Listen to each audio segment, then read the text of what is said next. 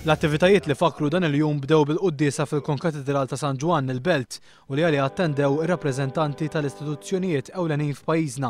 Fosthom il-President ta' Repubblika Giorgia Bela, l-Speaker tal-Kamra Michael Frendo u l-Prim Imħallef Silvio Camilleri, magħhom ukoll il-Prim Ministru Lorenz Gonzi u l-Kap tal-Oppożizzjoni Joseph Muscat. Fl-omilija l-Arċisqof Paul Cremona għamel referenza għal qari mill-Vanġelu dwar l-armla li tat kull ma kellha f'donazzjoni, l-istess kif il-vittmi tal-gwerra taw kull ma kellhom ħajjithom.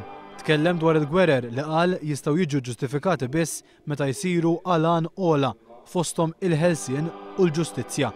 Qal il-ġnus meta jkunu għaddejjin minn perjodu ta' paċi m'għandhomx jaħlu dan il-ħin iżda għandhom jaraw fih opportunità.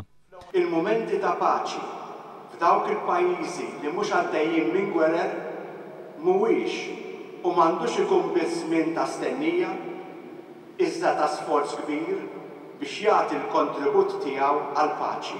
Wara l-qudiesa l-attenzjoni daret fuq il-monument tal-gwerra fil-Florjana fejn saret iċ-ċerimonja tat-tifkira.